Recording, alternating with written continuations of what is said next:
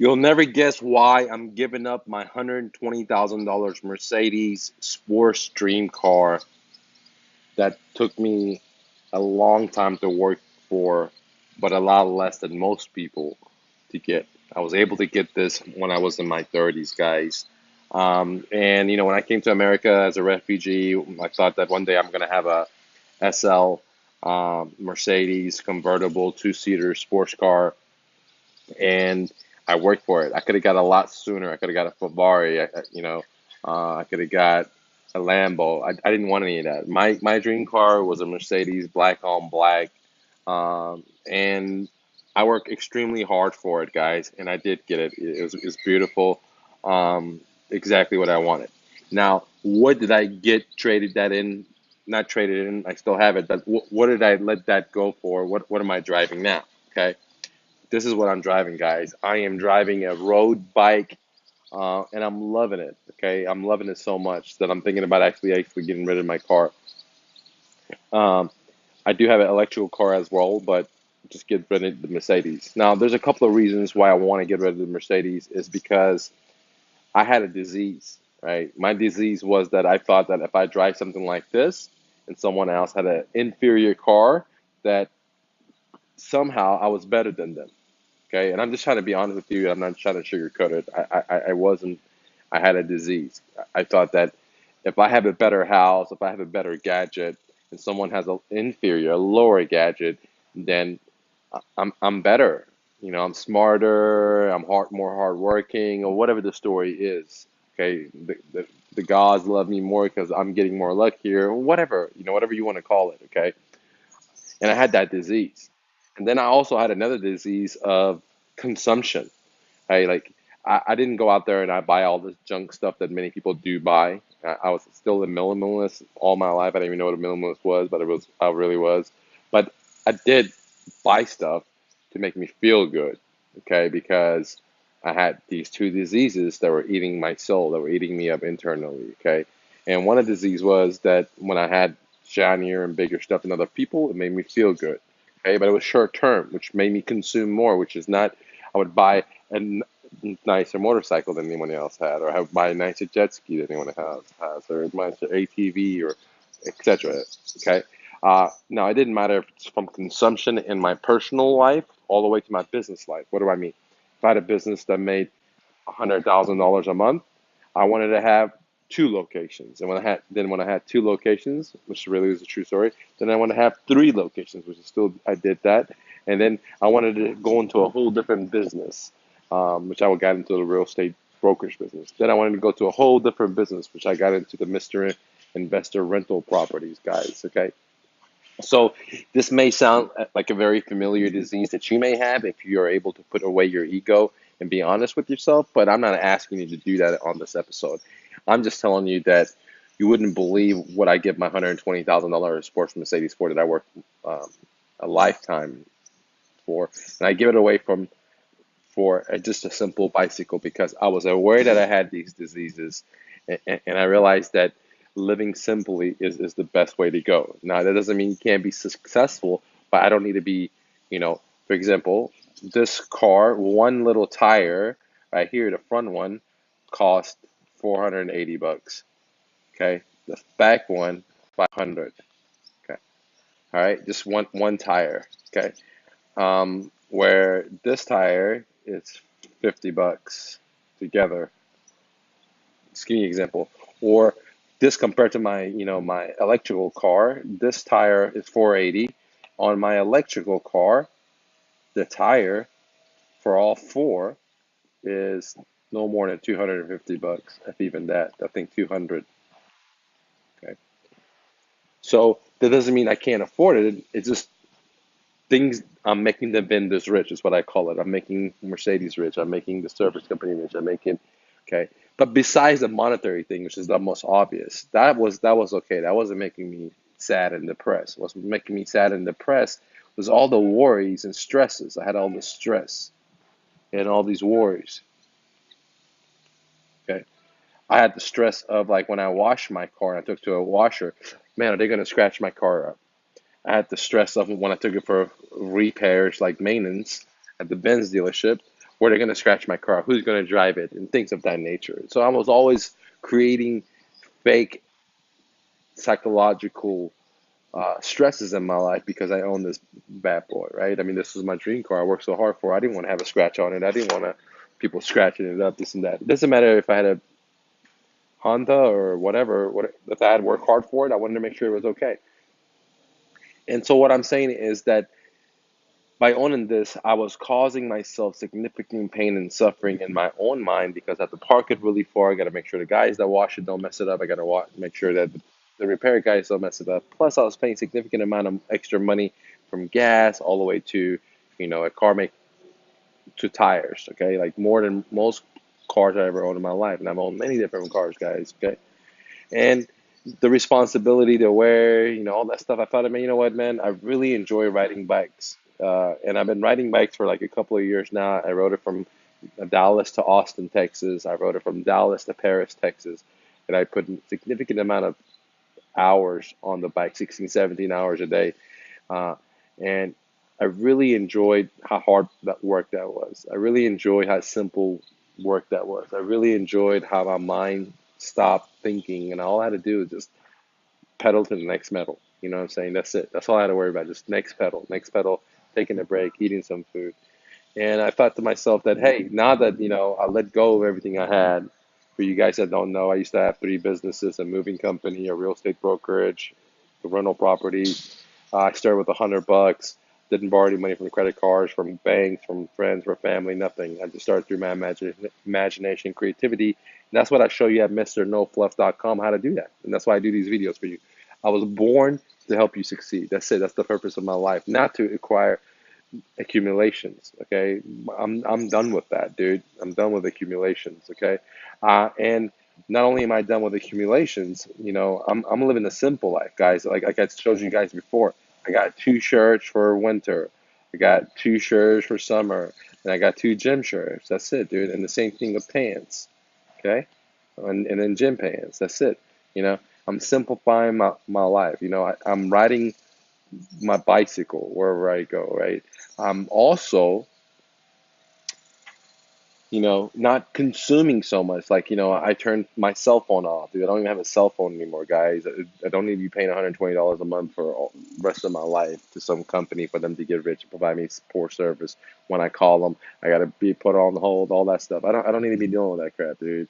I don't need to be getting the newest iPhone every time it comes out. I don't need to be consuming so much. I don't need to be paying, all this stuff. Most of you guys probably paying cable, TV, all the stuff you added up. Like I had a video where I showed you guys.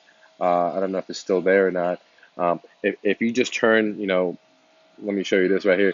If you just your cell phone is, $120 a month, and your gas is for your car is like $360 a month, and your cable, your TV bill is probably about $180 a month, maybe with Netflix and all that stuff included. That's like $660 a month that you're spending, and you're never getting rich because AT&T and T-Mobile and the petro companies and Comcast and that they're sucking your youth, dude.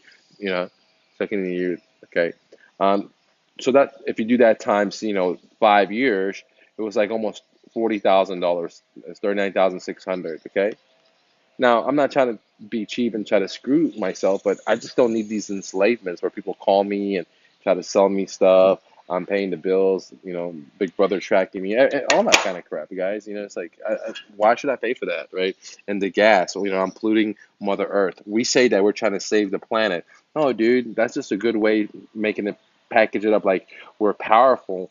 And no, the planet is going to kill us. In the story, dude, it's still the dinosaur. It's going to kill us. We're trying to save ourselves instead of saving the planet. We're trying to save ourselves, guys. But that's marketing tactics for you guys, okay? And TV, dude, what does TV do for you? Nothing. Just pumps you with propaganda, pumps you with like sex, cheat on your wife, and have multiple partners, and drink alcohol, and terrorist this and fear this and propaganda that and this, all this shutter BS, dude. So what I do, my thing is to spend time with my kid, man. You see my kid right here, right here. I spend time with my kid.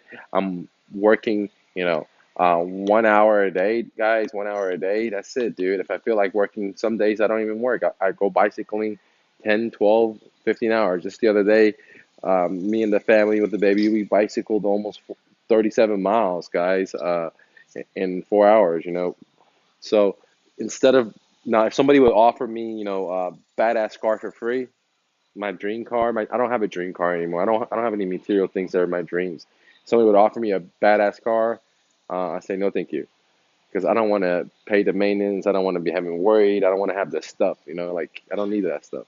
If someone was going to offer me, $1 billion business where I have to manage hundreds of people, and no, no, thank you, dude. Now, I want to have successful business, but I'm gonna do where I'm in total control, the hours that I want to work. I don't need so much money, dude, because I'm a minimalist. And like I said, I've already have plenty, um, that I have. So if someone's gonna hand me a very successful business, I have to work my ass off. No way, dude. If it doesn't fit into like working 1 or 2 hours a day, I'm not messing with it. Now, I believe that I can work 1 or 2 hours a day and be spend most of my time with my family and still make good money. Okay, more than most people with jobs that are making six, seven figure CEOs. Okay, and I only work 1 or 2. I'm not gonna take bitchy customers. I get to do what I want to do. I'm not gonna sell my soul.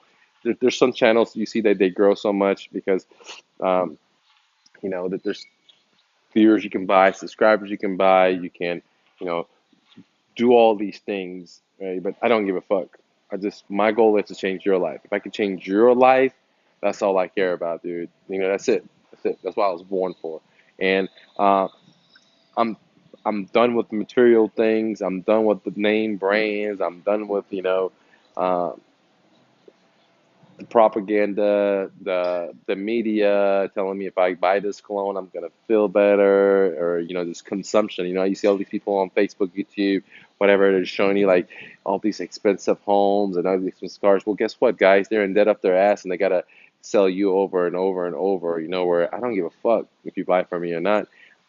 Now, I made it before I did this. I was making great money. I'm still doing great. I just consume a whole lot less. So I could tell people that fuck off, or I could do whatever I want to.